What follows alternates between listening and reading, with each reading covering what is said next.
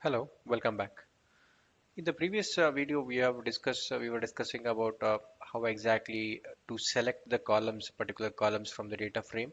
So in this video, which is as part of the Databricks Certified Associate Developer Spark certification course, so uh, we will go through this particular video to understand what are the options to basically rename the data frame columns.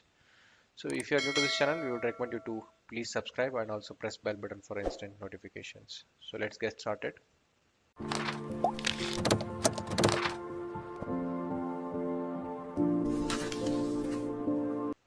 So I would recommend you to please pause this and make sure you read this, and after that you can proceed.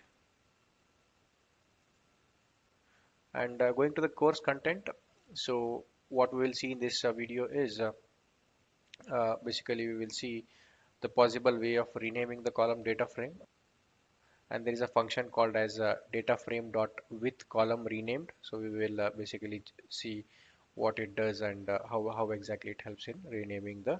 Let's quickly jump to the code part of it, and as you can see, so as we are explaining in the previous videos, I don't want to repeat it, but so just make sure that you run the supporting notebook, whichever supporting notebook you have, so that you load all the data frames, right, as explained in the previous video.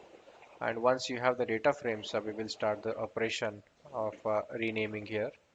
So we will see how exactly we can option to rename basically, right? So now let's take this same data frame that we are discussing. That is a customer data frame. So that is customer dot, right? So we need to execute the supporting notebook actually. So let's execute the supporting notebook, which will bring all the. So once it is executing, it exactly create all the required data frames. So we would recommend you to please watch the previous videos in the playlist to see how we have loaded this code, loaded this notebook and loaded the supporting data. And we also can send you the data. I mean, you can also send you the resources required to kind of upload these notebooks and upload the data required. So please do send us the email request, right? So now since data frame is created, so now let's quickly jump to this where we can see now.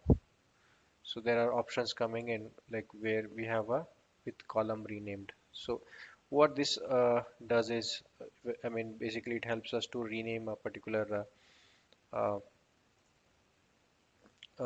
column, right? So let's try to use this to rename the email ID column that we have. So there is a email address column, and we will try to make it as mail.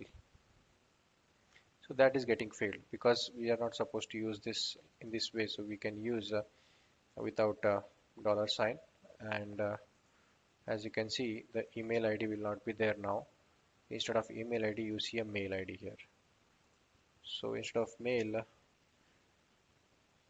you can give mail of employee or something. So it actually renames the data frame accordingly, as you can see, right? And so this is the so basically the advantage of doing this is whenever you are performing any operation in the transformations and you want as part of the reporting, or as when you write the data from bronze layer to silver layer or layer to gold layer, so you want to refine the column names, right? So you don't want to keep the names that is coming from the source system as it is. So basically you want to rename that and keep it more readable with respect to the context of doing a data processing. So this is important when you want to kind of understand to rename the column name of a data frame, right? So hope this was useful. Thanks for watching.